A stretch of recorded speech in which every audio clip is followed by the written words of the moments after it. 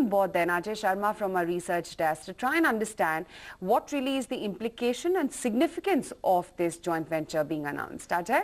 Well, Aisha, this seemed to be a pretty decent and very significant game changer kind of a point for Reliance Infra, because up till now it was all a promise, but this is the first time when we're actually seeing large scale orders of multi-billion dollars orders actually start flowing in. So there were plans being made, there was a lot of talk happening on expectations of order flow, but now they've gone ahead and announced that the Dassault Rafale the aircraft deal, which was the overall 60,000 crore deal, now they will actually get 50% of that order under the offset clause. So this is a very important point for, and probably that is the reason 6% gains, and after the flashes came on the wires, the stock did not really see any profit taking. In fact, it built on to it. Rough back of the envelope calculations indicate that even if you take into account 15 to 20% kind of a EBITDA margin on a 4, 5 year, 6 year period, it actually, we are talking about 4 to 5,000 crore as far as the incremental from this particular JV alone to the overall EBITDA. So this is clearly kind of a game-changing moment for the company, that order flows have actually started. And a lot of analysts are saying that this may change the complexion of the company going forward if order flows sustain. But even for the broader market, up till now Make in India was only an initiative, but now we start seeing actual large-scale order flow. So that is the point, but we have somebody who understands this space extremely well from Centrum Broking. Sandeep Upadhyay is joining us on the phone. Let's talk to him. Sandeep, I wouldn't want to talk to you exactly about Reliance Infra, but what is your observation about all the preparation being done for Make in India so far in the first 2 years, and actual order flow starting and companies benefiting from it? Yeah, Ajay, hi, thanks for having me on your channel. You know, largely in the defense space, the Make in India concept is trying to push some of these component manufacturers into the system integration league.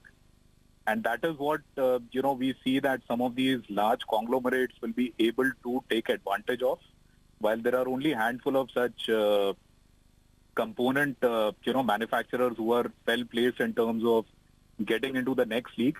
Reliance definitely has got an early start, and I would tend to agree with, most of the analysts call that it is going to be a game changer for them. Sandeep, it's Reliance and Dassault right now, but do you see more such collaborations coming in? And more importantly, do you see the sector from, the size at which it is currently to grow many folds in, say, the next 3 to 5 years to come? Yeah, one can only see that, more capital expenditure is happening in the sector. Today, as if you just dissect the numbers and see, largely the industry in India in the defense sector is, dependent on the OPEX model. Today, you have a mix of 40-60 being a CAPEX to OPEX. And this is going to probably shift towards 50-50 in the next 4 to 5 years. That's what we forecast.